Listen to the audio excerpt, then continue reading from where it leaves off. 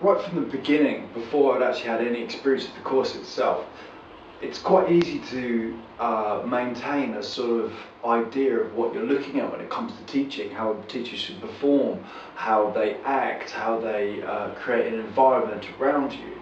So when I began the PGCE, it really opened up my mind really to how much is involved, the type of level of psychology that's involved, the practice and the consideration for the different types of people that you're going to encounter. At one point you do think, really, am I the kind of guy that can do this? Is this really what I'm capable of? So I start to ask myself, what is it I'm doing here? I feel like such a pretender. I know that, for example, I have this amount of skills and experience. I feel that perhaps I have this amount of stuff that I think I can offer to people.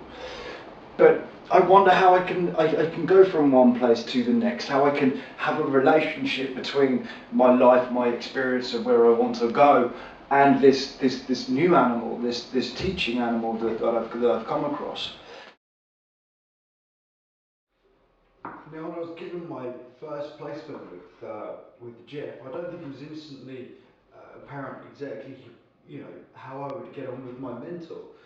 We were pretty much at different styles. Jeff is a man who has decades of experience of teaching under his belt, and delivers his method of teaching in a very kind of very subtle way. I think there's sort of various nuances to how he delivers his information that I think are quite important, and perhaps sometimes if you look real quick, perhaps you don't get these little sort of subtleties. So I think that the defining thing about Jeff and my placement with him is that perhaps there's things to be learned by developing my own sense of subtlety.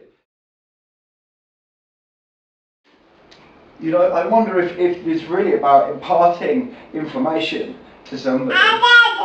Thank you.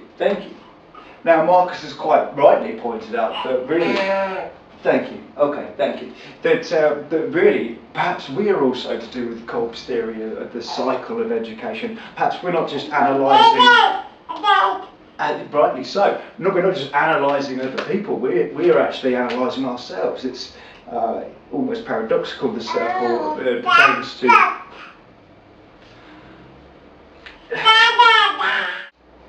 So really, it's not us guiding the students around their circle. That the nature of the course itself seems to actually to navigate our way around the cycle. I really wanted to look at how you interact with the students on a one-to-one basis during the course of a practice which may seem quite almost simplistic. For example, in this particular case, students were just making plain blocks of colour, which really didn't sort of require too much of sort of an intellectual interpretation. And at this point I thought, well, really, how do I communicate with these people? What is it that I can say to them to encourage them, to motivate them, to really just get the best out of them?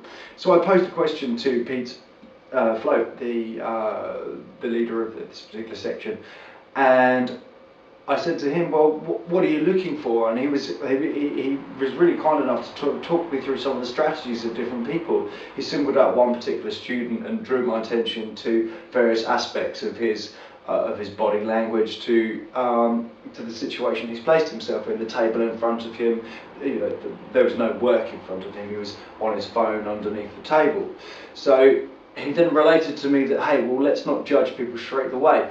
We know that this particular person had various sort of difficulties, be that within relating to people on a social basis, relating to the group practices. So then he suggested to me how that with an understanding of each individual, we would know how to develop a teaching relationship with the individual, which then led me really to my sort of next line of thinking.